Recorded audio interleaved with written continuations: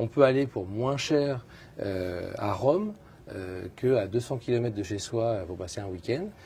Et ça pose quand même des problèmes de prise de conscience.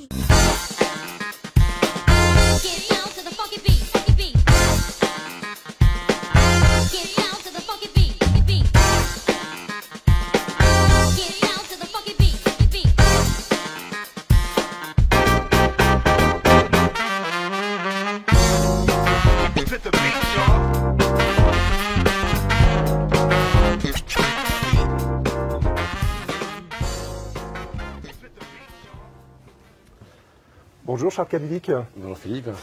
Alors on est très heureux de vous recevoir sur le plateau de 600 secondes cash. Comment le Brestois que vous êtes est-il venu à Rennes en avion électrique? Alors ça aurait pu être en avion électrique, mais c'était en voiture électrique aujourd'hui pour profiter du pilote automatique et pouvoir travailler un petit peu. En tant qu'entrepreneur breton, donc vous êtes dirigeant du groupe WI-Cube. Vous avez de multiples casquettes, on le verra tout à l'heure.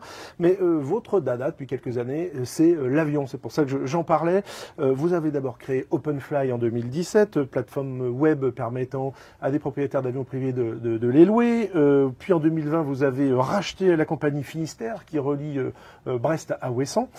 Et puis enfin, vous avez lancé il y a un an Green Aerolease, une société de location d'avions électriques pour les aéroclubs. Vous avez acheté 50 avions électriques, vous prévoyez d'en acheter 200 à terme.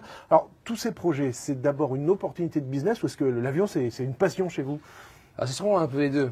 J'ai eu la chance, pour mes 40 ans, d'avoir ma femme qui m'a offert un baptême de l'air et comme je suis tombé dans ce monde de l'aérien à 40 ans, ça fait 9 ans maintenant, et j'ai découvert un milieu incroyable, avec des gens passionnés, beaucoup de terrains d'aérodrome en France, beaucoup d'avions privés dans des hangars, beaucoup de pilotes professionnels au chômage, et je me suis dit, moi qui ai des besoins de déplacement permanent en région, il y a forcément quelque chose à faire d'intelligent en mariant l'aéronautique, le digital, et en trouvant des solutions de sobriété écologique.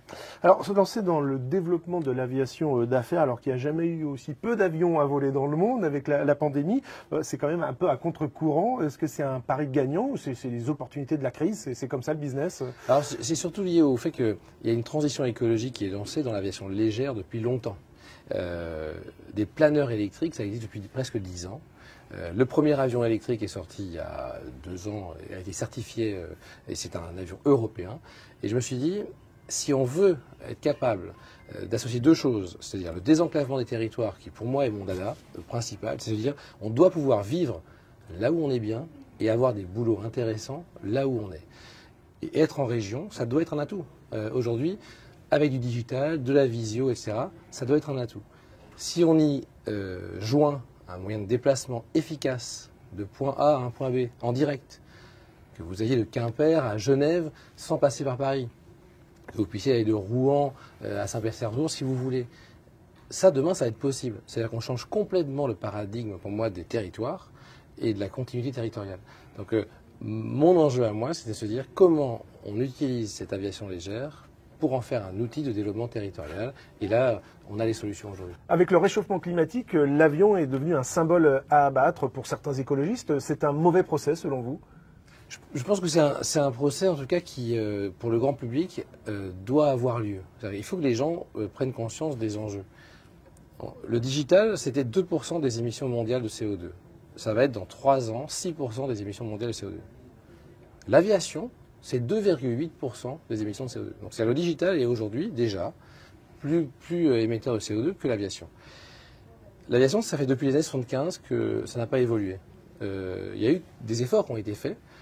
Le seul problème, c'est qu'on est passé d'une aviation d'affaires à une aviation de masse. On peut aller pour moins cher à Rome qu'à 200 km de chez soi pour passer un week-end. Et ça pose quand même des problèmes de prise de conscience. Donc c'est une question saine, de toute façon, il faut se la poser. Il faut se la poser, ça a du sens. Pour autant, le vrai émetteur de CO2, c'est l'industrie et c'est l'automobile. Donc c'est là où il y a un vrai enjeu. Charles Cabilic, je vous propose qu'on fasse un rapide arrêt sur image sur votre parcours et on se retrouve tout de suite après.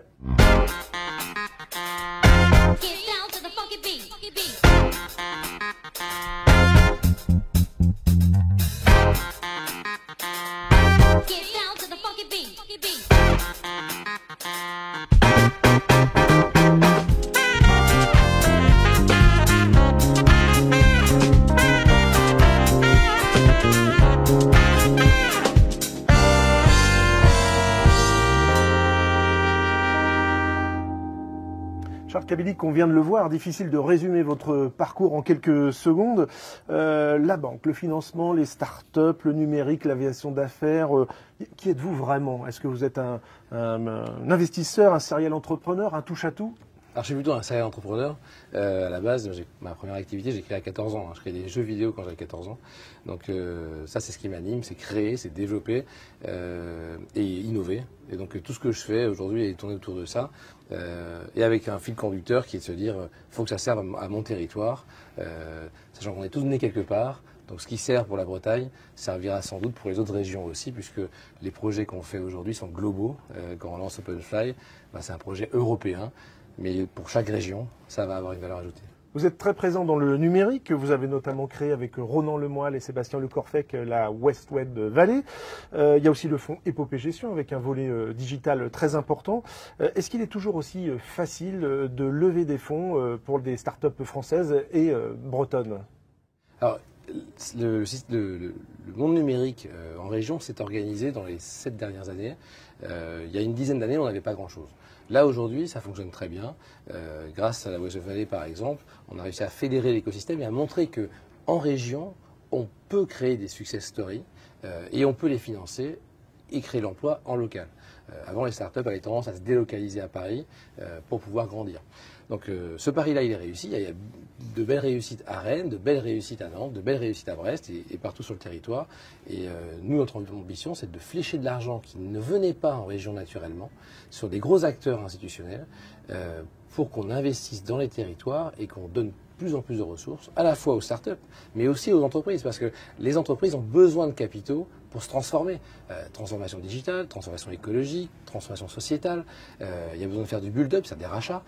Donc tout ça, ça nécessite de l'argent et on apporte, avec Épopée Gestion, plus de 300 millions déjà d'argent en même pas un an. Alors certains fustigent ces levées de fonds à tout va, un peu à l'américaine, où le business s'appuie plus sur la capacité du chef d'entreprise à vendre du rêve plus qu'à générer du chiffre d'affaires sonnant et trébuchant. On l'a vu avec l'affaire Elizabeth Holmes là en ce moment et Theranos aux États-Unis. Ça se passe comme ça aussi en France? Alors ça se passe pas vraiment comme ça en France parce que d'abord on cherche moins à faire des licornes, des sociétés globales comme les États-Unis. Et puis ça se passe moins aussi parce qu'en région, les gens ont quand même beaucoup plus d'épices sur terre. Les valorisations des entreprises sont plus modestes, sont plus acceptables. Et les marchés adressés sont aussi plus concrets. On n'est pas en train de faire un projet pour aller sur la Lune. On est en train de faire des projets très opérationnels. Donc ça permet d'avoir une thèse d'investissement et puis des entreprises qui ont un vrai impact sur leur territoire, qui créent vraiment de l'emploi, parce que le digital n'a pas toujours créé de l'emploi, mais en région, ça crée de l'emploi. Et avec une vraie valeur ajoutée qui crée non seulement des emplois, mais des emplois qui permettent à des familles formées, à des écoles, à un écosystème complet de se développer parce que les gens consomment en local et vont créer leur famille ici. Alors Charles Kabilik, on a toujours une tradition dans cette émission pour la dernière partie. Il y a toujours une petite surprise pour nos invités. Alors évidemment, je ne vais pas déroger à la règle. La voici. Un petit cadeau. Mais avant de vous le remettre, je vous propose qu'on fasse une petite pause et on se retrouve tout de suite après la Minute Orange.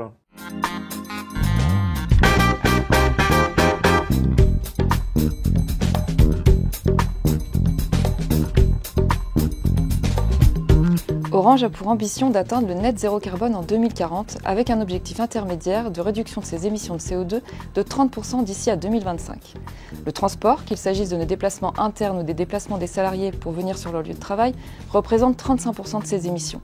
L'enjeu pour Orange est donc d'amener ses salariés à s'interroger sur leur mobilité et ensuite de les accompagner dans leur transition vers des déplacements plus propres.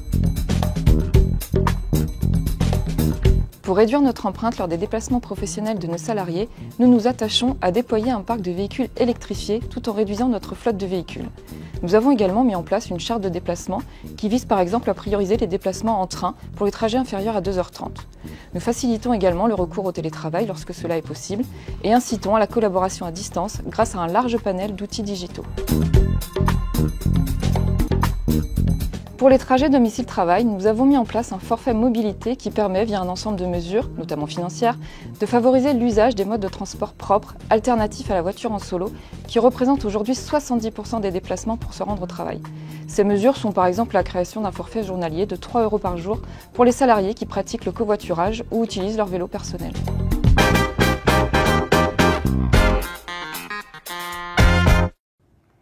Retour sur le plateau de 600 secondes cash au Works. Alors Charles Kabilik, voici donc votre cadeau. Merci beaucoup. Je vous laisse l'ouvrir.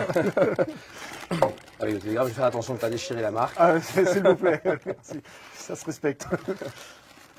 Oh, merci beaucoup, c'est sympa. Voilà, donc Ça il va. s'agit d'un petit astronaute, comme vous l'avez vu. Bon, vous voyez peut-être venir après l'avion la fusée. Est-ce que vous serez le futur Richard Branson ou Jeff Bezos breton? Alors, je pense qu'effectivement, il y a des projets assez incroyables qui sont en train de se faire autour de l'astrologie. Moi, j'aurais rêvé d'être astronaute. Alors, je pense que maintenant, c'est un peu trop tard pour moi. Mais les projets, il y aura une continuité entre l'avion et la fusée. Elon Musk veut faire une fusée qui va aller de Paris à Los Angeles en moins d'une demi-heure, qui ne polluera pas. C'est un projet pour 2020, 2030, 2040 peut-être, mais on le verra sûrement. Et je voudrais bien être un des premiers passagers. Bon, super. C'est ce qu'on vous souhaite. Merci beaucoup, Charles Kabilik, pour cet échange. On se retrouve très vite pour une nouvelle émission. À bientôt.